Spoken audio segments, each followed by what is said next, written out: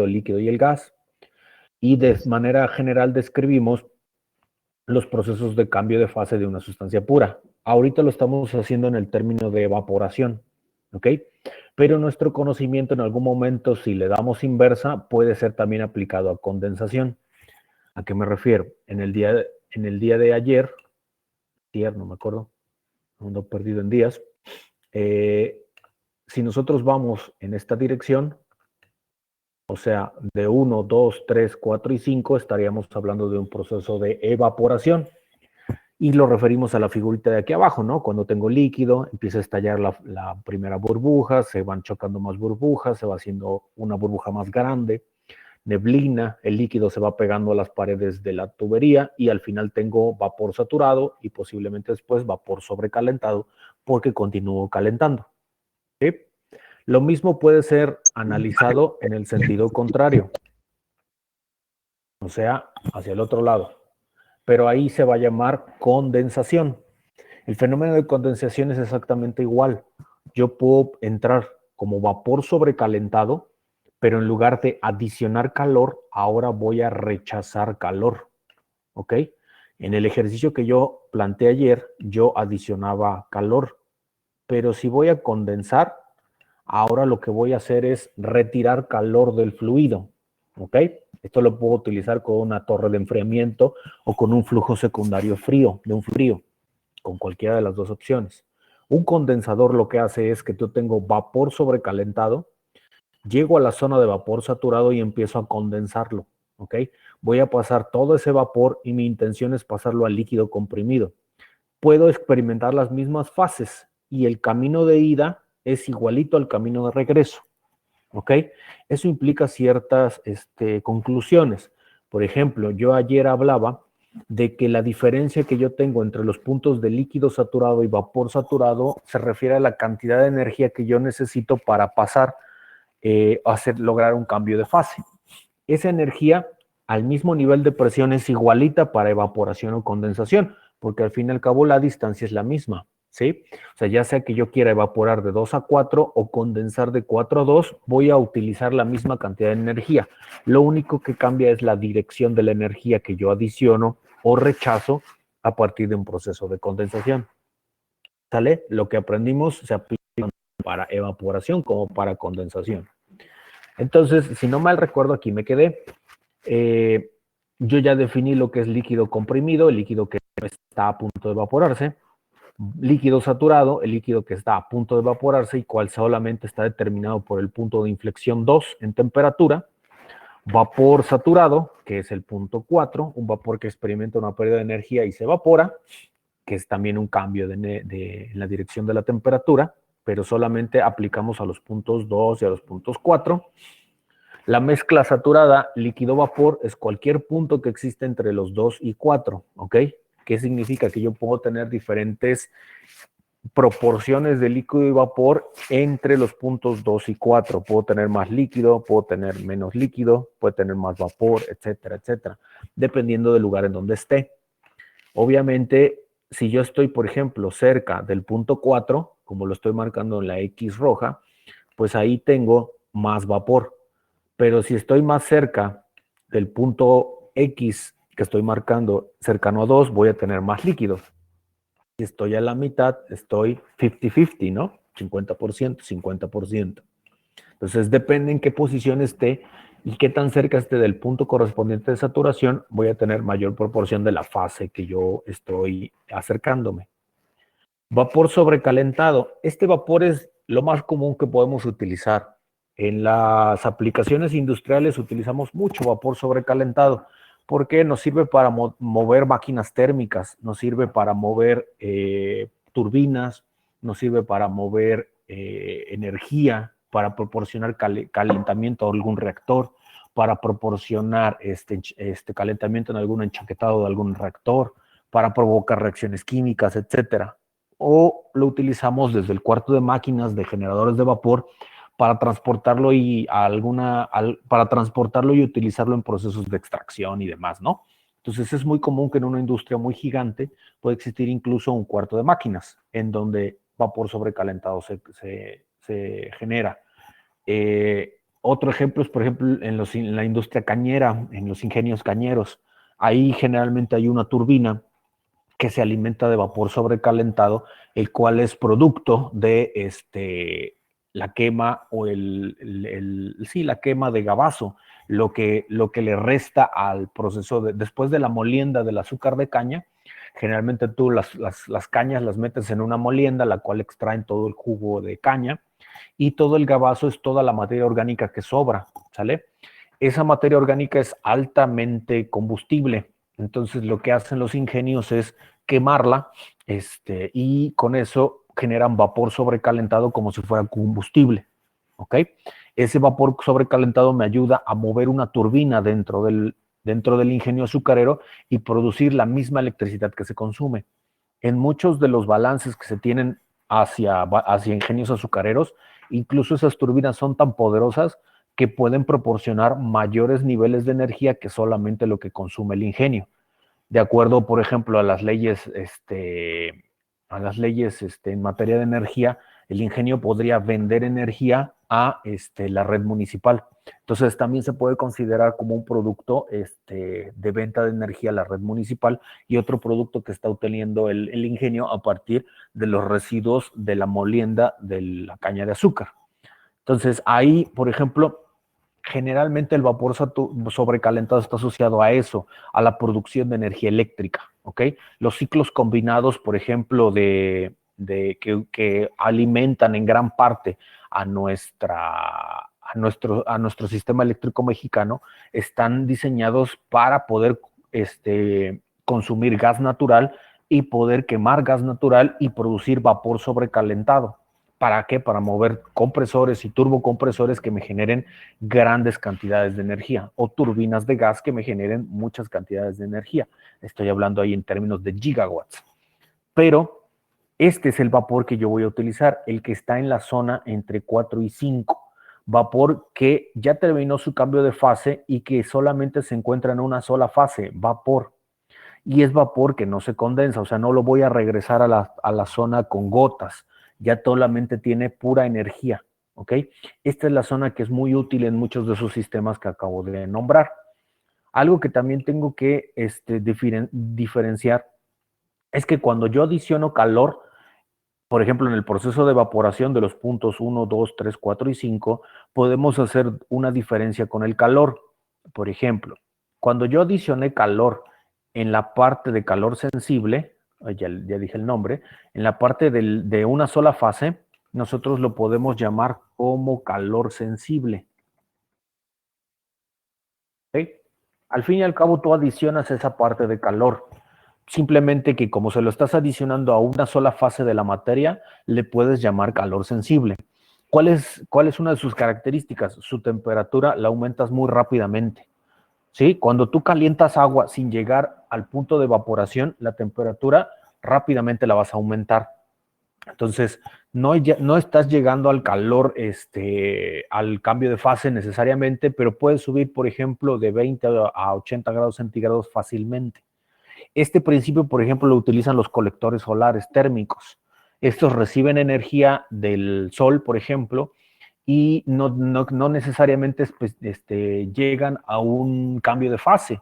Si lo han visto, por ejemplo, en algunas ferreterías ya te venden colectores tubulares para sustituir a los boilers, los cuales, por ejemplo, se pueden colocar en el techo de una casa, pueden recibir la energía del sol y esa energía la convierten solamente para calentar el agua, o sea, para tener, por ejemplo, temperaturas de entre 60 y 80 grados centígrados. No es necesario llevarlo a 100 grados centígrados o el proceso de evaporación, si estoy hablando de una atmósfera, ¿ok? Eso es calor sensible. Alguien me dirá, bueno, ¿y yo para qué quiero 80 grados de temperatura de agua caliente en Coatzacoalcos? Y es cierto, ¿para qué quieres eso, no? Si la temperatura es si los otros calores son tremendos, ¿no? Ok, alguien por ahí en algún libro, en algún artículo yo leí que había una propuesta, por ejemplo, para alimentar agua caliente a hospitales. Eso es muy bueno porque los hospitales, por ejemplo, necesitan agua caliente para el proceso de esterilización de sus materiales. O sea, todos los procesos de cirugías, atención a los pacientes y demás, genera que los instrumentos estén sucios. Entonces, muchas veces lo que hacen los médicos es tomar todas esas instrumentos y con agua caliente esterilizarlos. Necesitas llegar a temperaturas entre 80 y 90 grados centígrados, ponerlos en esterilizadores y tratar de esterilizarlos para seguirlo utilizando, ¿no? Son instrumentos, por ejemplo, de acero inoxidable 316, caros. Entonces no puedo estar tire y tire instrumentos. Entonces, alguna de las propuestas que tenían algún hospital y que ya estaba implementado, si no mal recuerdo, en Australia, el hospital lo que estaba haciendo es colectar un banco, instaló un banco de tubos, quitó todos sus, bueno, redujo, más que nada no los quitó, estaba en el proceso de reducir la carga del boiler, porque obviamente para generar agua caliente necesitaba quemar gas, comprar gas, quemar el gas en un boiler y generar el agua caliente para esterilizar sus instrumentos del personal médico. Entonces, una de las opciones era, como la temperatura muy alta en esa zona de Australia también, como Coatzacoalcos, o bueno, incluso con irradiaciones mayores, colocaron un banco de tubos en la parte de la azotea y redujeron su consumo de gas. Obviamente lo pueden hacer a lo largo del día, ¿no? O sea, pueden a lo largo del día, si voy a esterilizar, durante todo el día esterilizo y en la noche, si tengo la necesidad de esterilizar, pues conecto el gas. Pero obviamente mi consumo de gas ya va a ser reducido, ¿ok? Al parecer, este tipo de tecnologías, las cuales utilizan las dos, o sea, gas y energía solar, pueden tener un costo, pueden ser aprovechadas si lo vemos a largo plazo. O sea, estoy refiriéndome a 10 años, porque los colectores solares tienen un costo de inversión pues, considerable, ¿no? Ya no tan caro, pero sí considerable. Entonces debemos de tomar en cuenta la tasa de recuperación. Ese es un ejemplo de calor sensible. O sea, yo necesito agua caliente o puedo generar agua fría también, ¿sale? Sin la necesidad de ir al hielo. Cuando ya me paso a la zona de flujo de mezcla saturada de líquido y vapor, yo sigo adicionando calor. Recuerda que aquí, pues, yo sigo adicionando calor, ¿no? De la misma fuente con la cual yo estoy generando el cambio de estado. Pero aquí el calor tiene otro nombre. A esto le vamos a llamar, o el ranking le llamó, calor latente de evaporación. El calor latente de evaporación, si te das cuenta, es muy fácil de definirlo. El calor necesario para pasar de líquido saturado a vapor saturado. Así de fácil. ¿Okay? Hay diferentes representaciones en los libros. Yo he visto, por ejemplo, esta letra. ¿Okay? Es como una L muy garigoleada y le encuentras como esa definición de calor latente de evaporación. Simplemente la energía necesaria para cambiar o pasar del punto de líquido saturado a vapor saturado. Tú ahora ya entiendes que es la energía necesaria para poder lograr el cambio de fase de manera completa. ¿Ok? Muchos intercambiadores de calor o calderas presentan este valor en sus datos de diseño, porque es el mínimo calor necesario para poder generar vapor sobrecalentado y alimentar a tu proceso consecuente dentro de tu ciclo. ¿Ok? En la otra parte, cuando tienes vapor, si te das cuenta, 4 y 5, nuevamente llegas a una sola fase, ¿ok? Ahora es vapor. Entonces, aquí también esto aumenta rápidamente su temperatura igual porque tienes solamente una fase y esto es igual calor sensible, ¿ok? Entonces, si te das cuenta, el mayor valor generalmente para lograr el cambio de fase es el que vas a obtener de calor latente de evaporación. Es la energía más grande que tú vas a necesitar para lograr condensar o evaporar. Acuérdate que aplica tanto para la derecha como para la izquierda. ¿Alguna duda?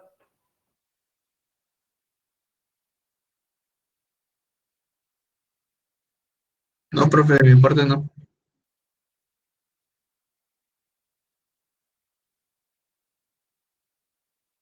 ¿Todo claro? Ahí va, ¿no?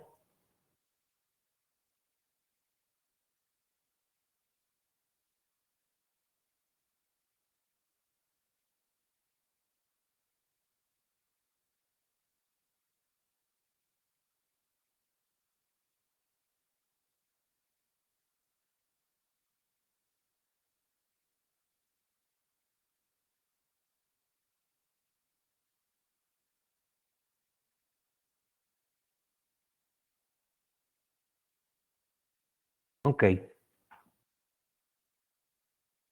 sale. Esta gráfica que ahora están viendo en la diapositiva es producto de un software que es muy útil para el cálculo de propiedades, que es de una compañía que se llama NIST. Este es el nombre de la compañía y el nombre del software es RepRop. Hay diferentes versiones. Afortunadamente hay también versiones gratuitas. Déjenme buscarlos.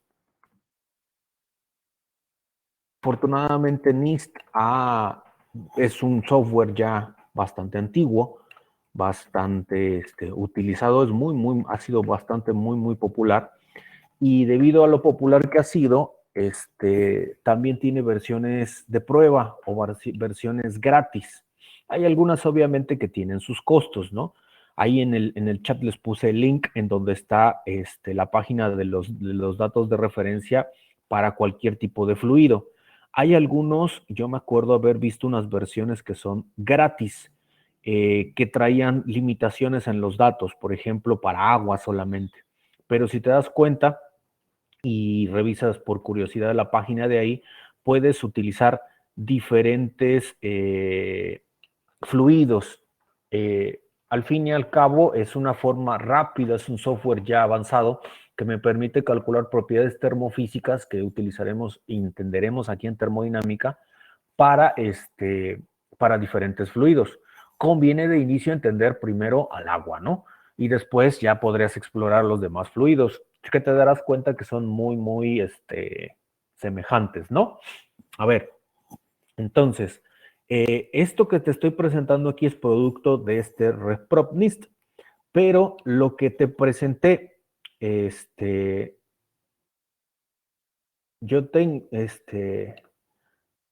lo que te presenté en la diapositiva pasada, si me puedo regresar un poco, es el punto 1, 2, 3, 4 y 5, ¿sale? ¿Dónde está esos puntos 1, 2, 3, 4 y 5 aquí? Lo voy a marcar en la línea roja. Ahí está. ¿Ya viste? Yo lo único que analizaba hasta las diapositivas pasadas era una línea de presión, ¿ok? Aquí están marcadas diferentes líneas de presión. ¿Cómo sé que es esta? Si te das cuenta, la temperatura aquí es 100 grados centígrados, que significa que esta es una línea a una atmósfera de presión. ¿Ok? Aquí lo que hice es colocar muchas líneas de presión constante y son dibujadas a partir del RepRop. ¿Sí?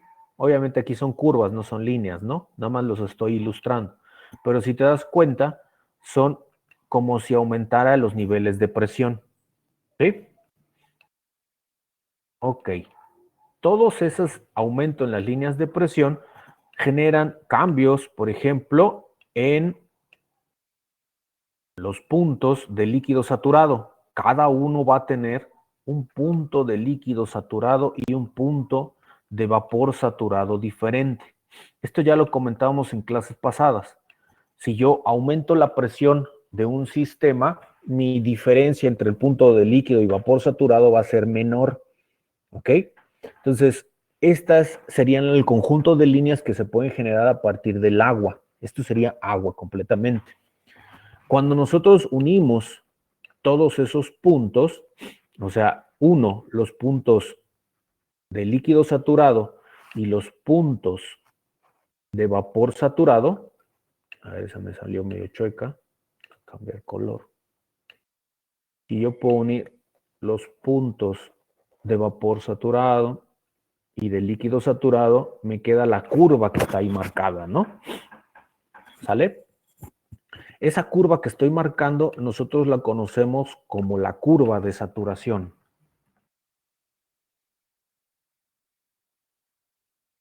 ¿Sí? Eso es la curva de saturación. Y es muy fácil de definir, es solamente la unión entre todos los puntos de líquido saturado y vapor saturado a diferentes presiones para un determinado fluido.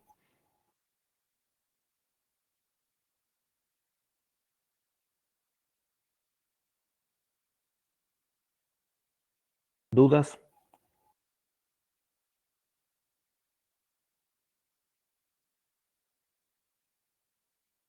¿Dudas?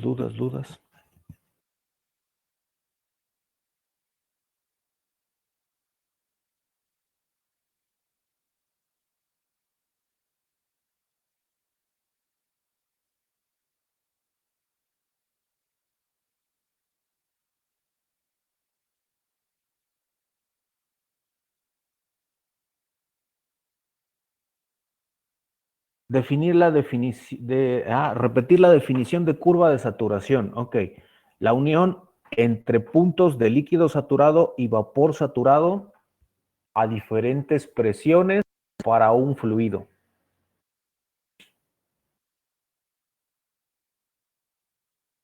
Que es esta curva, ¿no? La que marqué hace rato en la línea verde. Toda la curva de saturación. La unión de puntos de líquido saturado y vapor saturado a diferentes presiones para un fluido, para una sustancia pura, podríamos decirlo, ¿no? Entiéndanlo más que así aprenderlo, ¿no? ¿Ok? Entonces, dentro de esta curva, si te das cuenta, aquí están diferentes propiedades y puntos termodinámicos dentro de un fluido. Supongamos que yo estoy aquí en esta crucecita. En la crucecita, si te das cuenta, yo tengo coordenadas. Yo tengo una coordenada en volumen, ¿sale? Yo tengo otra coordenada en temperatura y además estoy sobre una línea de presión, ¿ok? El estar dentro de un punto en este diagrama significa que yo tengo información acerca del punto termodinámico que estoy evaluando. ¿Me explico? O sea, tengo que aprender que yo puedo tener lecturas o variables de operación acerca de los puntos termodinámicos en donde yo esté trabajando. Aquí hay otra definición, temperatura de saturación.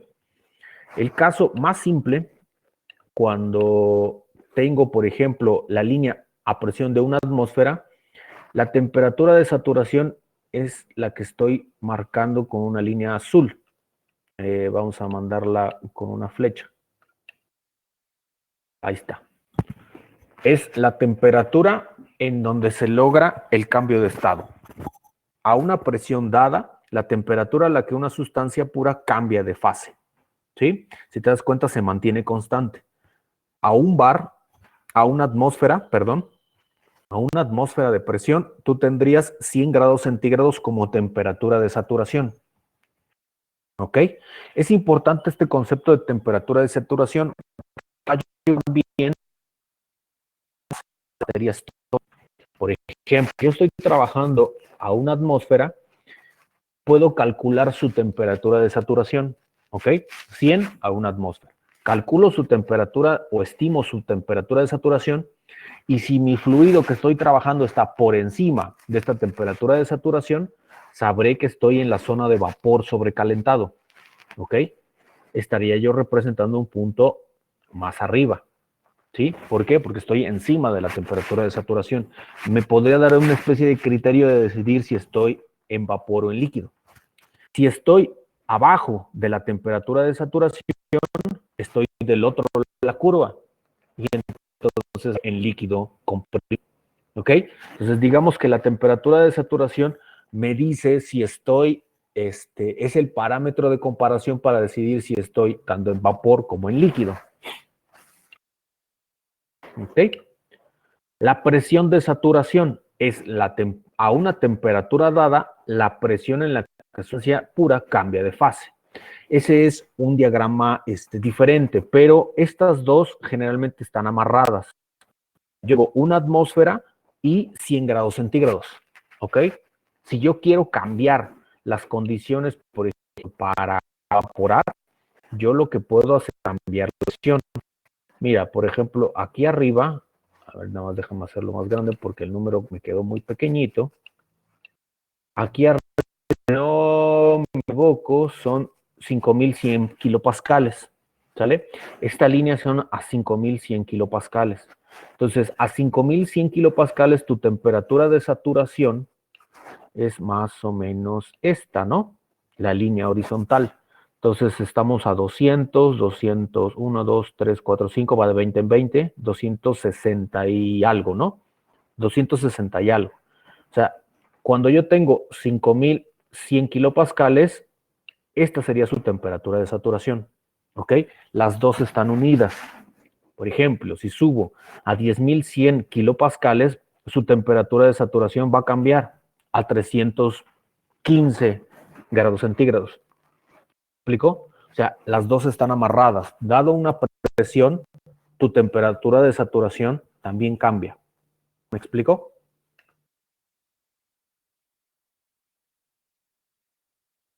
Y calor latente. Calor latente de evaporación es lo que explicamos en la diapositiva pasada. La cantidad de calor generado o absorbido durante el proceso de cambio de fase. El calor que yo necesito para pasar del punto de líquido saturado a vapor saturado. O al revés, de vapor saturado a líquido saturado. Al fin y al cabo es lo mismo. ¿Alguna duda de estos tres conceptos?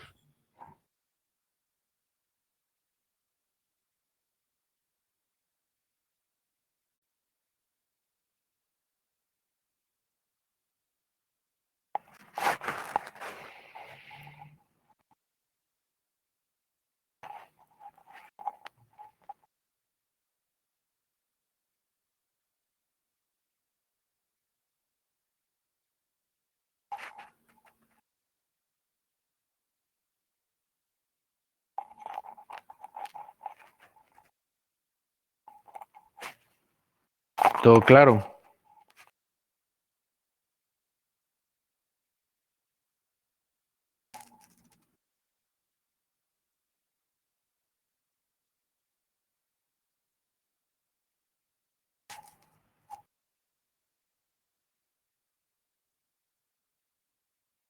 ¿Sí? Ok. Entonces, este tipo de diagrama, ¿cómo se llama? Ah, muy cierto. Nosotros en termodinámica generalmente hacemos muchos diagramas. No tienen nombres en específico. Generalmente nosotros vemos a la curva de saturación cuando colocamos en el eje de las Y a la temperatura, al volumen, a la entalpía o a la entropía, que son variables que después vamos a analizar y vamos a definir. Pero generalmente esta es la curva de saturación. Nosotros lo que buscamos es ver en el diagrama curva de saturación y solamente decimos es un diagrama temperatura-volumen. No tiene un nombre ni una denominación como tal, porque se entiende que está hablando de propiedades termofísicas. ¿Ok? Ahora, si yo enlisto o pongo, voy a poner en un color más llamativo, ahí está la curva de saturación, ¿no? Ahí está la línea rosa. Ya marqué, uní todos los puntos de líquido saturado con vapor saturado. Todo lo que esté debajo de esta curva, todo esto, mezcla bifásica.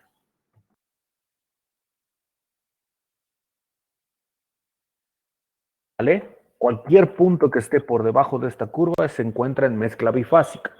¿Qué significa? Que tiene cierta proporción de líquido, cierta proporción de vapor. ¿Sale? Si se dan cuenta, la curva se está haciendo más pequeña, hasta acá arriba. El punto en donde se unen los de líquido saturado y vapor saturado tiene un nombre. Ese punto se llama el punto crítico. ¿Sí? El punto crítico es particular a cada fluido. El agua tiene su punto crítico, el glicerol tiene otro punto crítico, los combustibles tienen otro punto crítico, los refrigerantes, el amoníaco, cada uno tiene condiciones críticas diferentes y es una forma de poder curarlos a ellos entre sí. ¿Ok?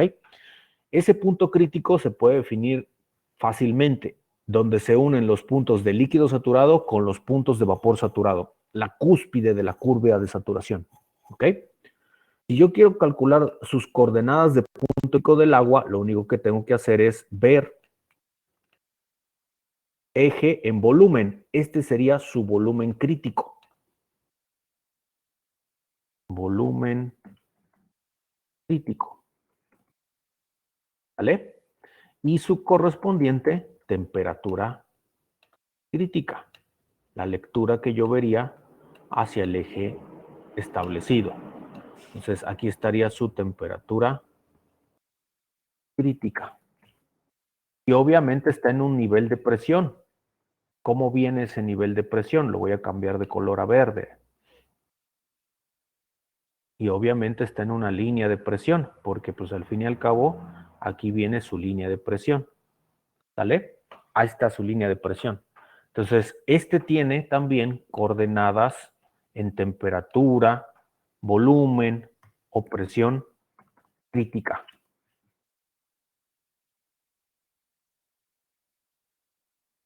Presión crítica. ¿Vale?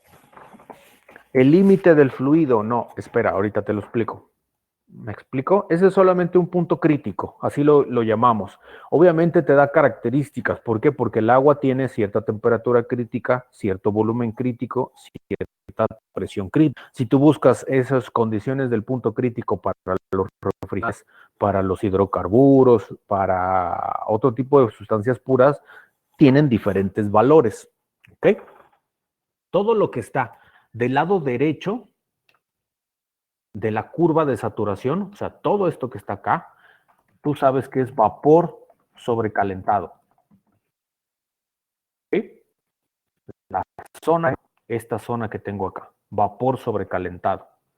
La zona que tengo, yo siempre lo nombro como de la derecha, viendo de frente a la computadora, del lado derecho de la curva de saturación.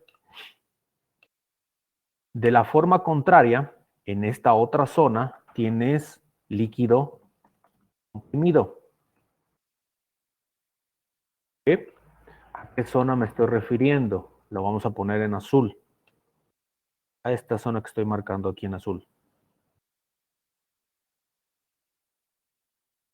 ¿Ok? Cualquier punto que esté en esta zona es líquido comprimido.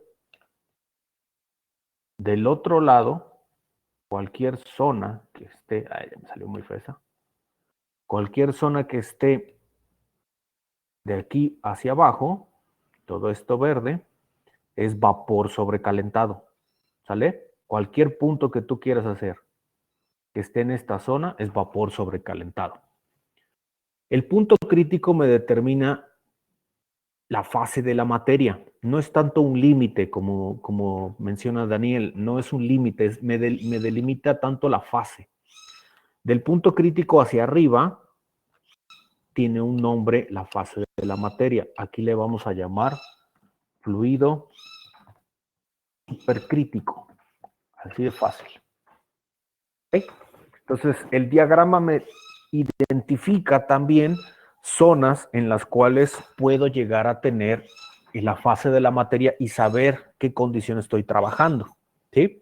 Si yo identifico, por ejemplo, volumen, temperatura, presión, yo puedo colocar el punto que esté midiendo dentro de mi sistema y clasificar y decir, esto está en esclavifásica, ok, esto está en vapor sobrecalentado, esto está en fluido supercrítico.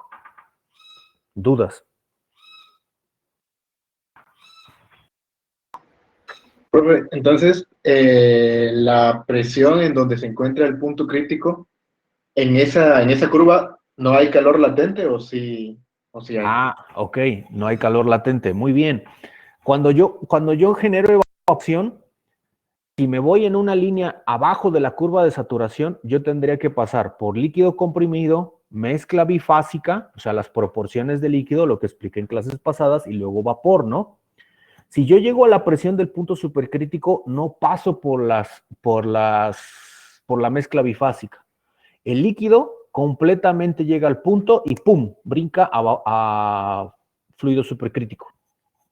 Exactamente, como tú lo dijiste, no hay calor latente de evaporación. ¿Por qué? Por los altos niveles de presión que tienes. Si te das cuenta, aquí arriba también hay unas curvas. Vamos a ponerla del color. ¿Qué color no he utilizado? Verde, ya usé. Azul claro, ya usé. Amarillo casi no se ve. Verde, ya usé. Rosa, ya usé. A ver si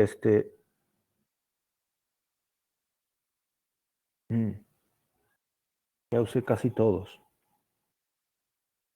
Rojo, ok, utilizo rojo, vale. Si te das cuenta, aquí en la curva de saturación hay unas curvas que hacen esto, mira, llegan al punto crítico y regresan acá. ¿Sí? Ahí si te das cuenta es fluido supercrítico totalmente, pero pasas de líquido, pasas a fluido supercrítico sin pasar por la zona de mezcla bifásica. ¿Por qué? Porque tus presiones ya son grandísimas. ¿Alguna otra duda?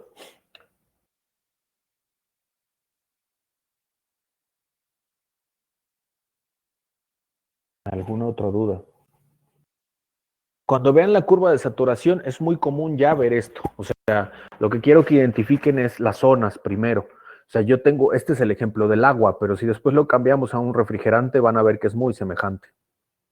Entonces, aquí abajo, abajo de la curva, mezcla bifásica. Si lo veo de frente a la computadora o tu dispositivo a mano derecha, vapor sobrecalentado. A mano izquierda, líquido comprimido. Del punto crítico para arriba, fluido supercrítico. ¿Sale?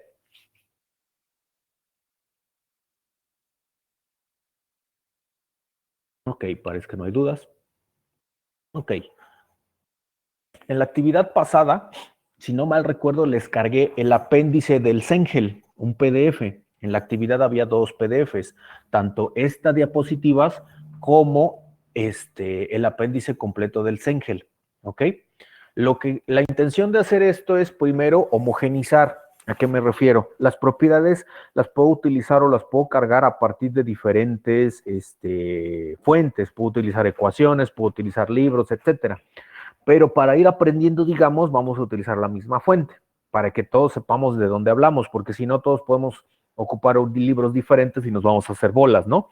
Entonces, primero, para fines docentes, vamos a ponerlo así, para fines de la clase vamos a utilizar una sola tabla, ¿ok? Ese, si ya lo descargaron, vean la página 914, es la primera tabla que vamos a analizar. Yo solamente hice una captura de pantalla de lo que ustedes deberían ver ahí, la 914 y obviamente continúa hasta, aquí lo marqué, 914, 915, 910 y 917. Ahí está. ¿Ya la vieron todos? A ver, confírmenme. O apenas están descargando el Sí, archivo. profe. En la ¿Ya? 914, ¿a cuál? 914, 915, 916, 917. Ya está, profe. Esa es como una primera tabla grandota, ¿no? ¿Sale? Ok. Entonces, la 914 arriba tiene qué es cada una de las propiedades que vamos a ir analizando. ¿Ok? Vamos poco a poco. A ver, arriba me dice de inicio agua saturada. ¿Ok? Entonces, este es un punto en saturación. ¿Qué es lo primero que vamos a hacer? La curva de saturación. ¿Sale? Entonces, eso es nuestro primer paso. La primera columna que tienes aquí es temperatura. ¿Ok? Para tú calcular temperatura en la curva de saturación, para solamente puedes, ¿cómo decirte? Solamente puedes tener un dato para leer todas las propiedades que tú tienes en saturación.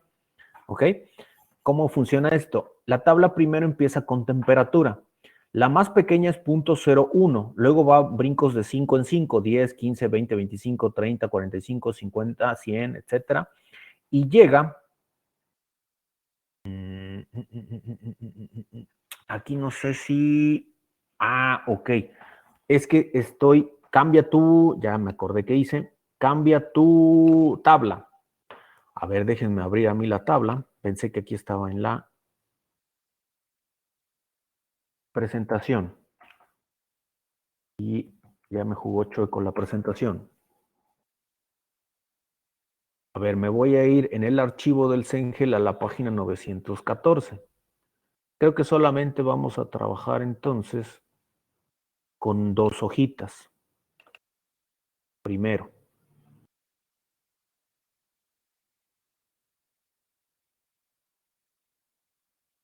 Ok.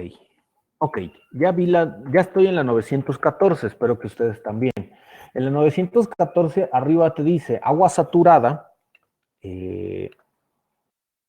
aquí. como esta parte que corté, ¿sale? 914. Si te das cuenta, la temperatura ahí sigue de 5 en 5, 10, 15 y termina esa hoja en 200. ¿Sí? Cuando pasas a la 915, empiezas en 205 y terminas en 373.95. Esas son de las dos hojitas a las cuales me voy a referir hoy. ¿Ya la vieron todos? Ya. Ya, profe. Sale. Sí, es que copié otra después. Ok.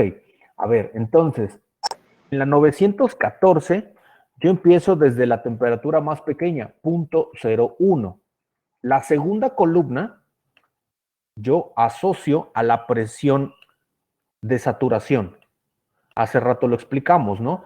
Yo tengo una determinada temperatura de saturación y puedo asociar una presión de saturación. Las tablas en un estado termodinámico tú los puedes leer de manera horizontal. ¿Sí? Por ejemplo, si tú seleccionas 20 grados centígrados en temperatura de saturación, su presión de saturación es de 2.3392 kilopascales. ¿Ya? Entonces, estas dos están unidas en la tabla de saturación. Si yo me muevo a 65 grados centígrados, mi presión de saturación aumenta a 25.043 y así consecutivamente.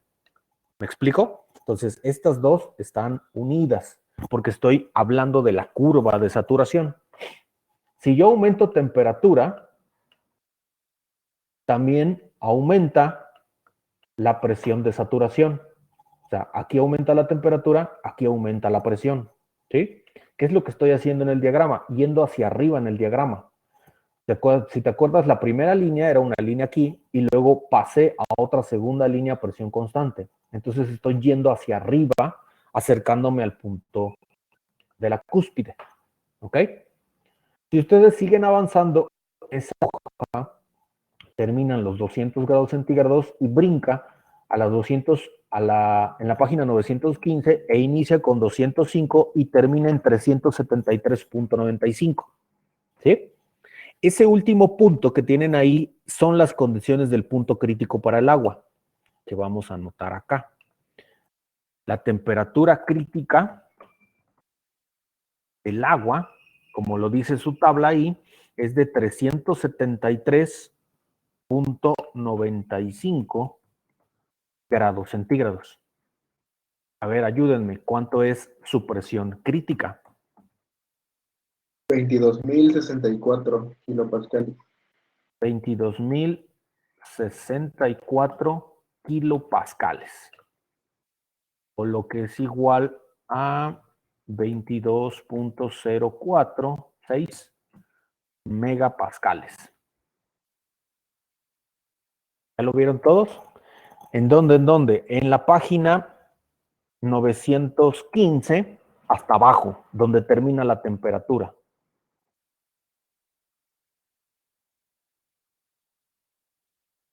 ¿Ya, José? ¿Sí? ¿Ya viste? Es la cúspide. Si te das cuenta, eso es este punto crítico que tengo acá. Si yo pudiera leer la temperatura en esta gráfica, esto es más o menos esto, y el nivel de presión sería eso. ¿Ok? Que fíjate que tengo un fluido que está arriba o condiciones arriba de 22.06 megapascales, es un fluido supercrítico. ¿Sale?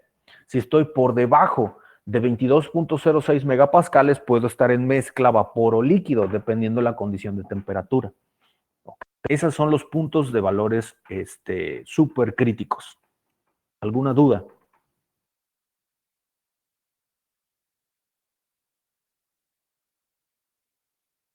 ¿No? Por el momento no, profe. Va que va. Entonces, por el momento ahí le voy a dejar. ¿Qué los que van a hacer con la tabla 914 y 915? Esto, en la clase de lunes lo seguimos explicando. Pero quiero que traten de hacer esto. Con la 914 y 915 hay que crear un archivo Excel con los datos de saturación basados en el Cengel. ¿Qué quiero hacer? Que esta tabla la pueda yo pasar a unos datos en Excel. quitándole obviamente muchas cosas. Hay software que lo hace, porque por eso les pasé el PDF. Lo que pueden hacer es separar las hojas del PDF de 914 y 915 y ahí está páginas de internet que te lo convierten a archivos Excel. Lo que yo quiero es que, por ejemplo, en un Excel esté todo esto que estoy señalando en el cuadrito. ¿Sí? Y que, por ejemplo, a ver, vamos a ponerlo, que este sea una hoja de Excel.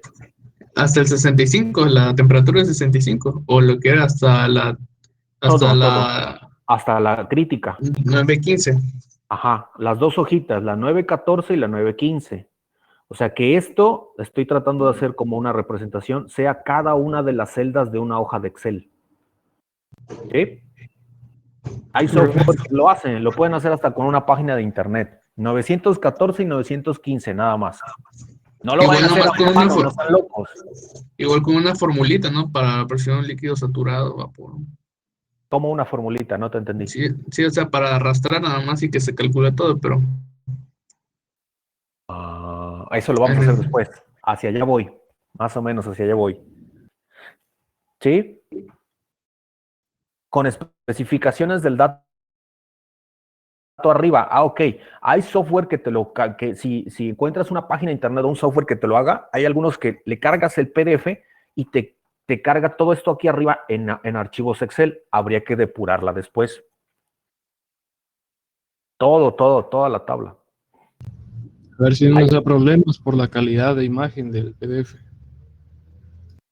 Ok. Si te da problemas con la calidad de imagen del PDF, ya has usado ese software, a veces te la da con los puntos. En lugar de punto te da una coma.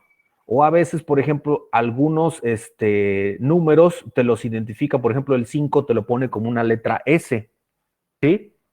Habría que ir revisándolo, hay que depurarlo. Algo así como lo PDF lo puede hacer. En el fin de semana para entretenerse, para buscar un software. Yo les sugiero que lo hagan con el software, no se les vaya a ocurrir hacerlo a mano, porque se van a tardar un buen rato.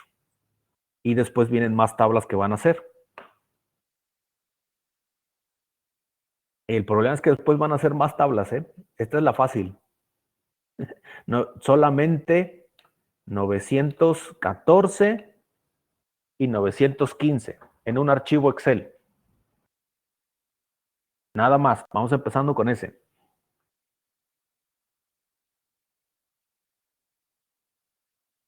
Okay. Dale, entonces hasta ahí le dejo el día de hoy. Nos vemos el lunes.